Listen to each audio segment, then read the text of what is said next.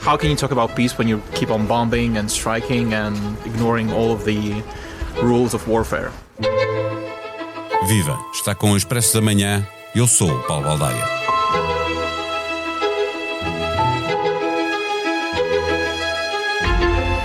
A América continua a policiar o mundo, agora numa fase de escassos apoios fora dos Estados Unidos e de costas voltadas com os seus mais antigos aliados. Com Trump, há a vantagem de não haver nenhuma hipocrisia nos propósitos, mas isso não significa que não existam contradições flagrantes. Vimos isso de forma clara na Venezuela, em que o regime se manteve, mas mudou-se a liderança para ser mais colaborante com os interesses de Washington. E mais ainda, na Ucrânia, onde a paz que se fazia em poucos dias, nas palavras de Donald Trump, mas que mais de um ano depois está tão longe como sempre esteve, e a América tem sido bastante mais agressiva com a Ucrânia e com as democracias aliadas que propriamente com a Rússia. Nem devíamos estranhar muito que assim seja. Há entre Trump e Putin um interesse comum no sucesso dos partidos de extrema-direita europeus. Em relação ao Irão, depois de ter anunciado em junho que tinha aniquilado totalmente a capacidade iraniana de enriquecer urânio, Trump pressiona o regime teocrático para assinar um acordo nuclear, mas o que procura mesmo é levar o regime a ser mais colaborante com a Washington. Neste episódio, conversamos com o comentador da SIC, Rui Cardoso. Não tens a sensação que o teu telemóvel ouve as tuas conversas? Sim, às vezes até parece que sabe o que vou jantar. Não se preocupe. A app Caixa Direta Empresas não ouve conversas, mas ouviu as empresas. As suas funcionalidades mais inovadoras são baseadas nas sugestões dos nossos clientes. Pagamentos com fotografia, pesquisa inteligente de movimentos e notificações em tempo real. Esta é a app desenhada com a experiência de quem a usa, feita para quem lidera. Faça o download. Caixa, com o banco certo ao seu lado, a sua empresa cresce. Caixa Geral de Depósitos S.A., registada junto do Banco de Portugal sob o número 35. Viva Rui Cardoso. Donald Trump, o polícia do mundo, volta a tentar impor a paz na Ucrânia e negocia um acordo nuclear com o Irão. Desta vez tudo se passa na Suíça. A administração norte-americana obteve algum sucesso ou está simplesmente a baralhar para dar de novo? Bom, a baralhar seguramente. Agora, a questão é dar a quem, porque tudo indica que, de facto, pelo menos nesta fase, no Trump desta fase, toda a pressão é posta sobre a Ucrânia e zero sobre a Rússia. Portanto, parece que só a Ucrânia é que tem que fazer cedências. E, de resto, foi revelado que a Rússia terá enviado à Casa Branca um memorando relativamente detalhado em que propõe uma série de pontos, portanto, no fundo, de acordos comerciais e industriais a aplicar uma vez chegada a uma situação de paz e que permitiriam o fim das sanções à Rússia, o regresso às transações em dólares, portanto, no fundo, tudo aquilo que Putin quer em troca de algumas cooperações com os americanos em coisas como exploração de hidrocarbonetos, incluindo gás natural, terras raras também e tal. Portanto, acenar a Trump àquilo a que ele é mais sensível, ou seja, o vil metal. Para além dessa proposta que a Rússia envia a Washington, sempre que se repetem negociações à procura de paz, a Rússia antecipa esses encontros com fortes ataques à Ucrânia, é verdade, sobretudo à sua rede elétrica, em pleno inverno. O que quer dizer Putin com esta estratégia? Que as negociações são pro forma ou quer, como tu estavas a sinalizar, quer mostrar a Trump que funciona no mesmo registro dele? Isso seguramente, embora neste momento específico há aqui uma pedra no sapato de Putin, que é o facto de Elon Musk, que normalmente faz coisas abomináveis, desta vez não o ter feito, e ter cortado o acesso aos terminais Starlink, portanto dos satélites de comunicações em órbita baixa, dos quais os russos se tinham apoderado e que lhes permitiam, por exemplo, aumentar imenso a precisão dos seus ataques com drones. Neste momento, os ucranianos terão conseguido fazer alguma recuperação de território a nível dos 200 km quadrados, o que não é grande coisa, é pouco mais que... É da ordem de grandeza da área da cidade de Lisboa, mas para quem tem estado sistematicamente a perder território nos últimos meses, significa alguma coisa, significa alguma inversão dos acontecimentos. E tem também importância porque é na véspera esses ganhos das negociações, claro. E portanto também permite a Zelensky respirar um bocadinho. Exatamente. Se o que andam agora a negociar é até mais grave para a Ucrânia que os acordos de Minsk, que nunca foram cumpridos, o que é preciso para Kiev obter, para aceitar aquilo que lhes estão a propor os norte-americanos, como se percebe, muito ancorados no que diz Moscovo, basicamente mais cedência de territórios e soberania condicionada é o que lhes estão a propor. O que é que Zelensky vamos lá pode ver, tirar daqui? o truque do lado ucraniano é definir bem, de uma maneira que seja aceitável pela respectiva opinião pública, o que é o conceito de vitória. O conceito de vitória é desbaratar as forças russas no campo de batalha. Bom, difícil, se não impossível. Mas é manter que grau de controlo sobre o território. É conseguir, por exemplo, a zona desmilitarizada no Donbass, portanto, uma solução tipo da Coreia. Portanto, há uma separação entre as duas linhas de trincheiras. Há ali uma zona sem presença militar, com 10 ou 15 ou 20 quilómetros de largura, e depois alguém terá que fiscalizar que isso é cumprido. Lá atrás, em 2014, os acordos de Minsk era um bocadinho isso. Não é? A questão é que o Sr. Putin nunca os cumpriu. Se a Rússia é uma autocracia, se os Estados Unidos são cada vez menos uma democracia liberal, se a Casa Branca é muito clara no apoio aos partidos de extrema-direita que estão mais próximos da Rússia do que da Ucrânia, os democratas europeus estão de mãos e pés atadas.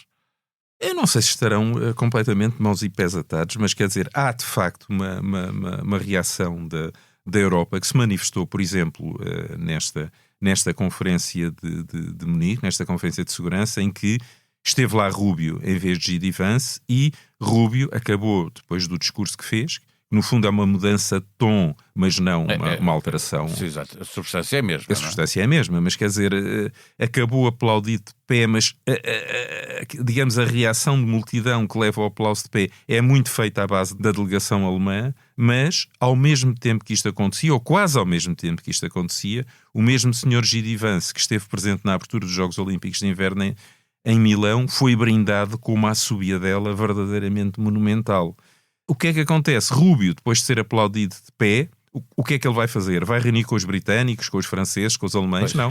Mete-se num avião, é um bocado aquela peça de teatro, aquele filme Adivinha Quem Vem Jantar. E ele foi jantar com quem? Com Orbán e com Fico, portanto, com os candidatos autocratas da Hungria e da Eslováquia. Quer dizer, se era preciso um sinal de que nada de especial mudou, ele aqui está com toda a sua clareza. Isso não mina a confiança dos aliados europeus em relação aos Estados Unidos, à administração Trump, obviamente, tendo em conta que há uma interferência clara a favor de uma extrema-direita que a Europa está a tentar combater e os Estados Unidos estão a alimentar. Não, sem dúvida nenhuma, aliás. Os Estados Unidos e a Rússia, em alguns casos, têm interesses comuns. Ação conjunta, quer dizer, nos bastidores da Conferência de Munique, o Ministro dos Negócios Estrangeiros da Polónia, Sikorski, disse, preto no branco, é inaceitável que um dos lados do Atlântico tente impor os seus valores ao outro. Acho que toda a gente percebeu exatamente onde é que ele queria chegar.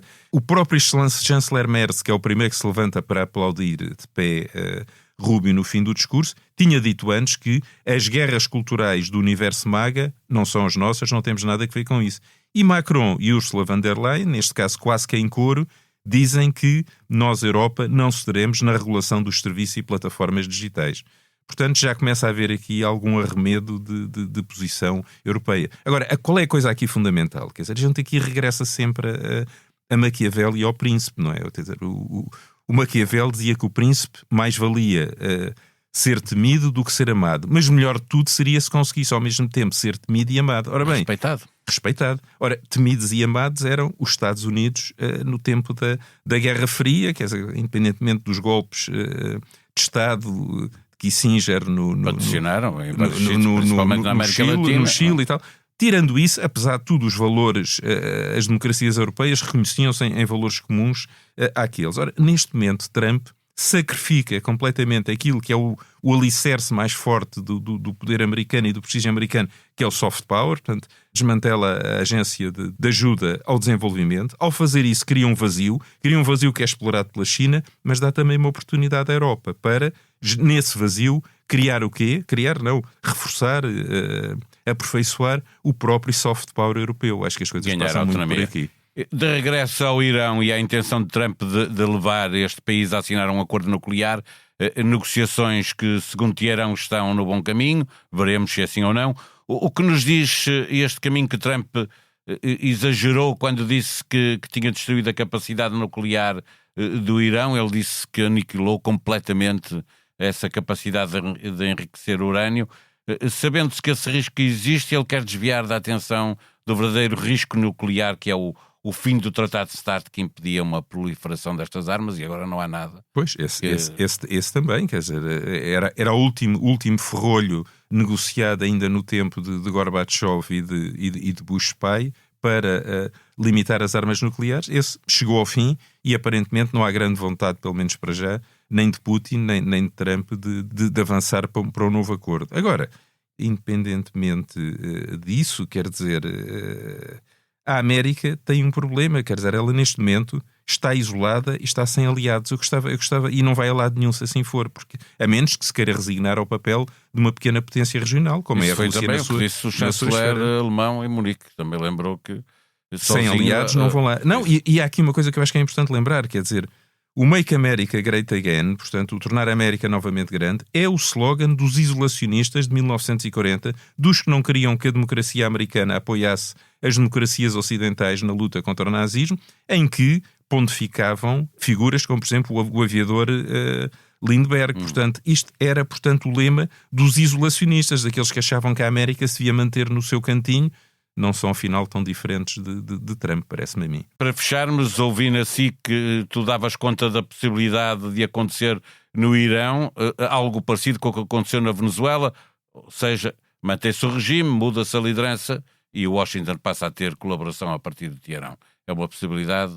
Vamos lá ver, é uma possibilidade, sobretudo se, como parece haver algumas indicações, estiver a acontecer alguma corrosão da ligação que sempre existiu entre os Guardiões da Revolução e o líder supremo. Aparentemente há fações dentro dos Guardiões da Revolução que percebem que Khamenei já passou o seu prazo de validade e que, para manter a sobrevivência do regime, se calhar é preferível sacrificá-lo, afastá-lo do poder, a bem ou a mal, e, portanto, o Irão evoluiria de uma teocracia, como tem sido desde o tempo da Revolução que levou ao poder Khomeini, evoluiria para uma ditadura militar, aquele modelo das ditaduras militares que sempre houve no Médio Oriente, do Egito, à Síria, ao Iraque, etc., com a qual os americanos teriam mais facilidade em se relacionar. E a inversa também é verdadeira, claro está.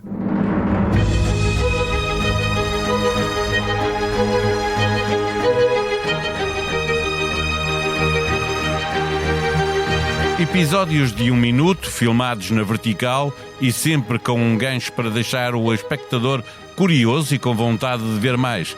É uma moda internacional e também já chegou a Portugal.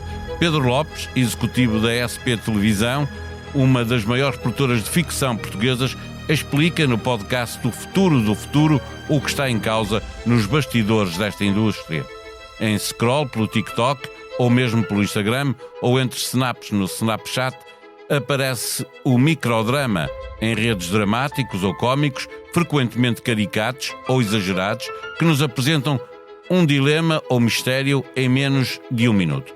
O Futuro do Futuro é um podcast da autoria de Pedro Miguel Coelho. A sonoplastia deste episódio foi de Gustavo Carvalho.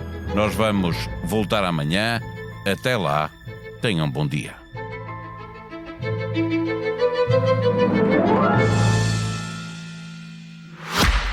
Não tens a sensação que o teu telemóvel ouve as tuas conversas? Sim, às vezes até parece que sabe o que vou jantar. Não se preocupe. A app Caixa Direta Empresas não ouve conversas, mas ouviu as empresas. As suas funcionalidades mais inovadoras são baseadas nas sugestões dos nossos clientes. Pagamentos com fotografia, pesquisa inteligente de movimentos e notificações em tempo real. Esta é a app desenhada com a experiência de quem a usa, feita para quem lidera.